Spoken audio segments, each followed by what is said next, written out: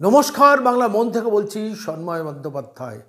Justice Amrita সিনহার বিরুদ্ধে অর্থাৎ জাস্টিস অমৃতা সিনহার কোর্ট থেকে মামলাটা সরানোর জন্য এবং অবশ্যই তার অবজারভেশনের রিপোর্টগুলো যাতে সংবাদ মাধ্যমে প্রকাশিত না হয় এবং সেটার জন্য তার মানহানি হচ্ছে, সেই দাবি নিয়ে অভিষেক বন্দ্যোপাধ্যায় সুপ্রিম কোর্টে গিয়েছিলেন। জাস্টিস সঞ্জীব খান্নার বেঞ্চে সেটা প্রত্যাখ্যাত হয়েছে, রিজেক্টেড হয়েছে। এটা ইতিমধ্যে হয়তো আপনারা অনেকে খবরটা পেয়ে গেছেন। কিন্তু আমি আজকে এই বিষয়টার একটা অন্যতর ব্যাখ্যা আপনাদের কাছে পেশ করব। তার আগে সমস্ত ঘটনাটা কি ঘটেছে এক্স্যাক্টলি, আমি রিপাবলিক বাংলাতে অনির্বাণ সিনহা খুব সুন্দর ব্যাখ্যা করেছেন। দু মিনিটের সেই ব্যাখ্যাটাকে একটু আসুন শুনে নিন। একেবারে জোড়া ধাক্কা একদিনে, কিন্তু ধাক্কার কারণটা কি?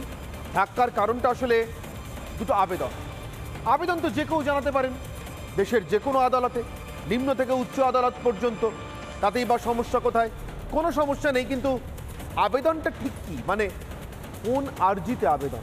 কি চেয়েছিলেন অভিষেক বন্দ্যোপাধ্যায় দেশের সর্বোচ্চ আদালতের কাছে?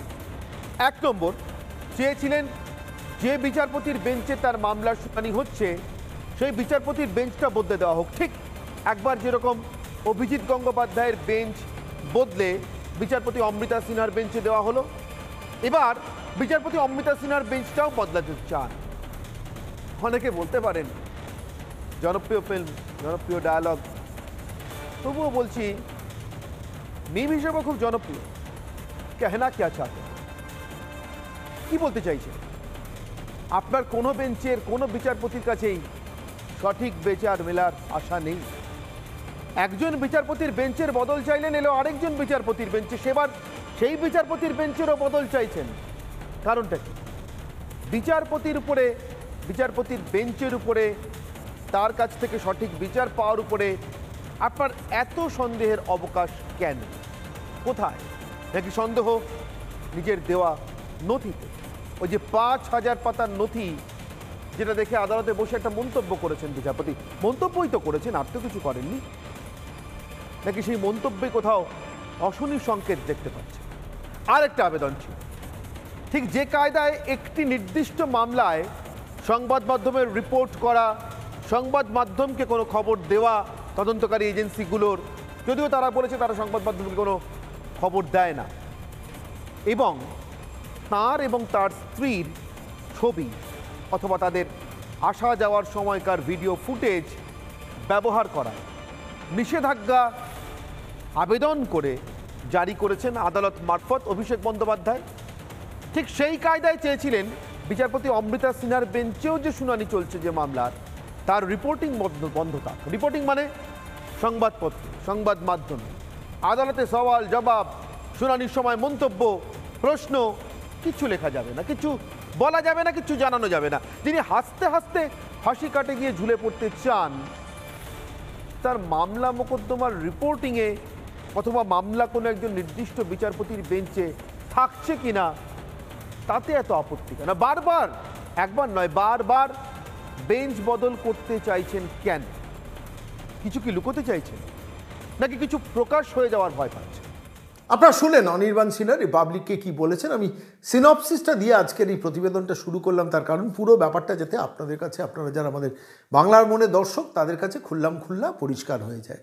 জাস্টিস অমৃতা সিনহা ইদানিংকালে lips and mouse Abhishek Bandyopadhyay নিয়ে বারবার বেশ কিছু মন্তব্য করছেন, অবজারভেশন করছিলেন যে সাম্প্রতিককালে যেটা করেছেন, ৫,৫০০ ডকুমেন্ট দিয়েছেন, নিশ্চিতভাবে তার প্রপার্টি প্রচুর। এক, দ্বিতীয়ত যে মন্তব্যটা করেছেন সেটা আরও সাংঘাতিক। ২০১৪ পর থেকে অভিষেক বন্দ্যোপাধ্যায়ের প্রপার্টির শ্রীবৃদ্ধি হয়েছে, এবং সেই সময় থেকে লক্ষ্য করে দেখবেন যে সেই সময় থেকে এডুকেশন স্ক্যাম অর্থাৎ চাকরি বিক্রি শুরু হয়েছে। দুটোর মধ্যে কোনো লিঙ্ক আছে কিনা, এইসব প্রশ্নগুলো বা অবজারভেশন রিপোর্টগুলো কোর্টের মধ্যে মাননীয় বিচারপতিরা যেটা দেন, সেটা কিন্তু জাস্টিস অমৃতা সিনহা দিয়েছেন। স্বাভাবিকভাবে সেগুলো মুখরোচক সংবাদ মাধ্যমে আলোচিত হয়েছে, আমরাও সেগুলো নিয়ে কথা বলেছি, সংবাদপত্রেও সেগুলো বেরিয়েছে, ইলেকট্রনিক্স মাধ্যমে সেটা সম্প্রচার হয়েছে। এতে নাকি তার মানহানি হয়েছে। সেই বদলোকের যার মান বলে কিছু আছে বলে আমরা অন্তত বিশ্বাস করি না। তিনি যতই মনে করুন না কেন তার মানহানি হচ্ছে, কিন্তু মান থাকলে তাহলে যেভাবে যা কারবার করছেন সেগুলো করার কোনো প্রয়োজন হতো না। ভাবুন তো একটা কথা, যে জাস্টিস অমৃতা সিনহার বেঞ্চে এই চাকরি সংক্রান্ত দুর্নীতির তদন্তটা আসার পেছনের ভূমিকাটা কার? অভিষেক বন্দ্যোপাধ্যায়, তার কারণ তিনি জাস্টিস অভিজিৎ গাঙ্গুলির কক্ষে যে তদন্তটা চলছিল তার বিরুদ্ধে সুপ্রিম কোর্ট পর্যন্ত পৌঁছেছিলেন, গিয়ে শেষ পর্যন্ত চিফ জাস্টিসের রায়টা আদায় করে এনেছিলেন যে কলকাতা হাইকোর্টের প্রধান বিচারপতিকে চিফ জাস্টিসের পক্ষ থেকে বলা হয় যে এই মামলা দুটো সরিয়ে নেওয়া হোক জাস্টিস অভিজিৎ গাঙ্গুলির হাত থেকে। তার কারণ জাস্টিস অভিজিৎ গাঙ্গুলি কোনো মন্তব্য করেছিলেন বা কোনো রাজনৈতিক সভা সম্বন্ধে মন্তব্য করেছেন কিংবা একটা টেলিভিশন সেটে কিছু ইন্টারভিউ দিয়েছিলেন, সেইটার প্রেক্ষিতে ফলত সেটা জাস্টিস অমৃতা সিনহার হাতে দিয়েছিলেন চিফ জাস্টিস, কলকাতা হাইকোর্টের চিফ জাস্টিস। তারপর জাস্টিস অমৃতা সিনহার বেঞ্চে দীর্ঘ তদন্ত প্রক্রিয়া শুরু হয় এবং সেই তদন্ত প্রক্রিয়াতে তিনি লিপস অ্যান্ড মাউন্টসে অভিষেক বন্দ্যোপাধ্যায়ের কী ভূমিকা, লিপস অ্যান্ড মাউন্টসের সমস্ত ডিরেক্টরদের প্রপার্টি, সেই সংক্রান্ত বারবার সমস্ত তথ্য কিন্তু প্রকাশ্যে ইডিকে ভৎসনা করেছেন, ইডির কাছ থেকে চেয়েছেন, ইডির তদন্ত নিয়ে উষ্মা প্রকাশ করেছেন, মিথিলেশ মিশ্রকে একটা সময় সরিয়ে দিয়েছেন ইডির এই তদন্তকারী অফিসার হিসেবে। সব নানান ঘটনা আপনারা জানেন, সমস্ত কিছু ঘটেছে।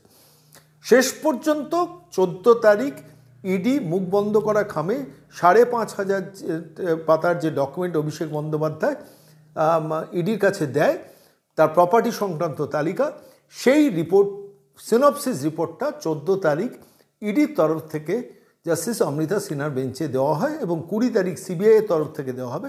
তারপর এই এন্টায়ার প্রসেসটা সম্বন্ধে এই সিনপসিস রিপোর্টের প্রেক্ষিতে জাস্টিস অমৃতা সিনহা পরবর্তী রায় দেবেন। এই হচ্ছে মোদ্দা কথা। তারই মধ্যে অভিষেক বন্দ্যোপাধ্যায় সুপ্রিম কোর্টে চলে গেছেন। আমি একটু ভালো করে খেয়াল করে দেখুন, কলকাতা হাইকোর্টে একজন আইনজীবীর পেছনে আপনি আদালতে মামলা লড়তে গেলেন কত হাজার হাজার না লক্ষ লক্ষ টাকা শুধু হাইকোর্টেই চলে যায়। কথায় কথায় এবার লোক সুপ্রিম কোর্টে চলে যান, কথায় কথায়। একটা সুপ্রিম কোর্টে গিয়ে আইনি লড়াই লড়তে মানুষের কত টাকা লাগে ভাবুন। জাস্টিস অমৃতা সিনহার বেঞ্চ থেকে মামলা সরানোর জন্য সুপ্রিম কোর্টে গিয়ে আইনজীবী নিয়োগ করছেন অভিষেক বন্দ্যোপাধ্যায়। কিসের টাকা, কোথা থেকে টাকা, কোথা থেকে টাকা, টাকার উৎস কী? প্রশ্ন করলেই রেগে যাবেন, নোটিশ, লিগাল নোটিশ পাঠাবেন। কিন্তু এটা তো বাংলার মানুষের জানার অধিকার আছে, কিন্তু নির্বাচিত জনপ্রতিনিধি, রাগ করার কোনো বিষয় নয় যে সুপ্রিম কোর্টে গিয়ে আইনি লড়াইয়ের টাকাটা কোথা থেকে পাচ্ছেন, কী তার আয়ের উৎস, বাংলার মানুষকে জানান। বাংলার মানুষের জানার অধিকার আছে। তার মান আছে বলে তিনি মানহানি করছেন, আমরা মনে করছি তার মান নেই, তো হানি হবে কি করে। এটা নিয়ে ডিফারেন্স অফ ওপিনিয়ন হতে পারে, কিন্তু যেটা খুব ইন্টারেস্টিং সেটা হচ্ছে জাস্টিস অমৃতা সিনহার বেঞ্চ থেকে মামলাটা সরানোর জন্য আবেদন, পরবর্তীকালে আমি শুনলাম আজকে বিকেলে এই প্রতিবেদন পেশ করার ঠিক আগে তাঁর আইনজীবীরা বলছেন যে না, আমরা জাস্টিস অমৃতা সিনহার বেঞ্চ থেকে সরানোর দাবিটা এখনই রাখিনি। অর্থাৎ আইনজীবীদের দিয়ে আবার ইন্টারপ্রিটেশন করাচ্ছেন যে সুপ্রিম কোর্ট যে রিজেক্ট করেছে, একদম প্রত্যাখ্যান করেছেন যে জাস্টিস অমৃতা সিনহার এই রায়ের ব্যাপারে সরানোর ব্যাপারে আমরা কোনো করবো না, পদক্ষেপই নেব না। এবং শুধু তাই নয়, যেটা বলেছেন যেটা মানহানি হচ্ছে তার অবজারভেশন রিপোর্ট সংক্রান্ত ব্যাপারে যদি এখানে না বলে যান, গিয়ে সরাসরি হাইকোর্টে বলুন, হাইকোর্টে ডিভিশন বেঞ্চ আছে সেখানে বলুন।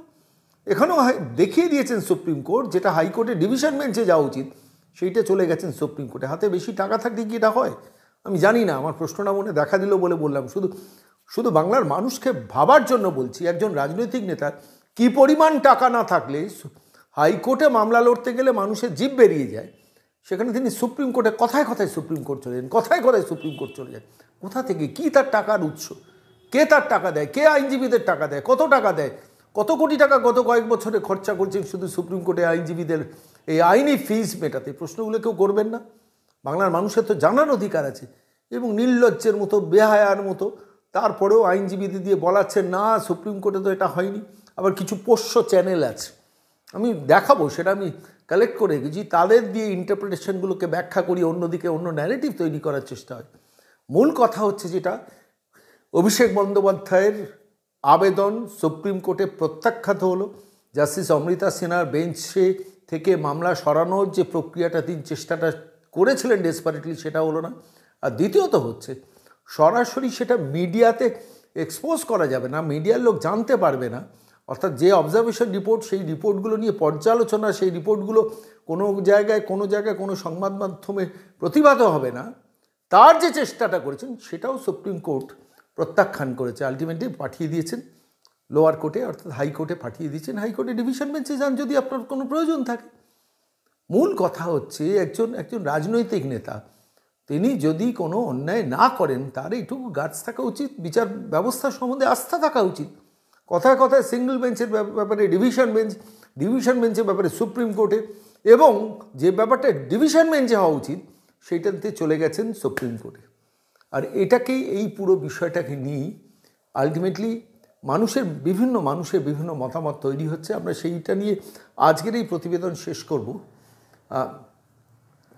সলিল ভট্টাচার্য, প্রাক্তন পুলিশ কর্তা, তিনি খুব সুন্দর বলছেন যে কি অধ্যত্বটা ভাবুন তো, যে মানে যেখানে বিচার হচ্ছে একটা বিচার ব্যবস্থা থেকে, একটা জাস্টিস অভিজিৎ গাঙ্গুলি থেকে মামলা সরল জাস্টিস অমৃতা সিনহার বেঞ্চে, আবার সেই জাস্টিস অমৃতা সিনহার বেঞ্চ থেকে মামলাটাকে সরানোর চেষ্টা হচ্ছে কোথায় না অন্য কোনো আদালতে, যে এটাও আমার পছন্দ না। আমি আইনজীবী, আমি যেমন ঠিক করি আমি বিচারপতিও ঠিক করব, তাহলে কি সেটাই করতে চাইছেন? কতটা নির্লজ্জ, বেহায়া, শয়তান না হলে আজকে এই পর্যায়ে বাংলার রাজনীতিতে এই সব ক্যারেক্টার তৈরি হয় বলুন তো। আমি শুধু এইটুকু কথা বলে সলিল ভট্টাচার্য, প্রাক্তন পুলিশ কর্তা, কী বলেছেন শোনা কথা বলছি। আজকের যে অর্ডারটা, তার আমি একটু বলার আগে, অর্থের অহংকার এবং প্রাচুর্য, সবচাইতে বড় কথা হচ্ছে ঔদ্ধত্য। যেটা বিশ্বনাথবাবু বললেন যে দুটো জিনিস আবেদন, দুটো, গোপালকৃষ্ণ নায়ার আজকে সুপ্রিম কোর্টে মাননীয় সঞ্জীব খান্নার কোর্টে বলেছেন যে যে অভিষেক ব্যানার্জির যে মানহানি হচ্ছে তার কারণ হচ্ছে যে এক মহিলা বিচারপতি ক্যালকাটা হাইকোর্টে তিনি যে সমস্ত পর্যবেক্ষণ করছেন তাতে তার মানহানি হচ্ছে।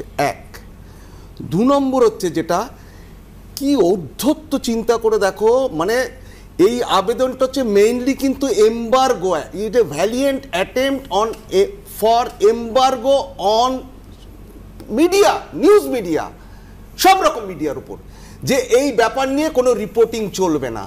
তার ফলে মানানি, যদি তার যদি এতই ভালো, উনি বলেছেন 10 পয়সার দুর্নীতি যদি হয়ে থাকে উনি ফাঁসির মঞ্চে গলা দেবেন বলেছিলেন, তো সবাই জানে, প্রত্যেকে জানে।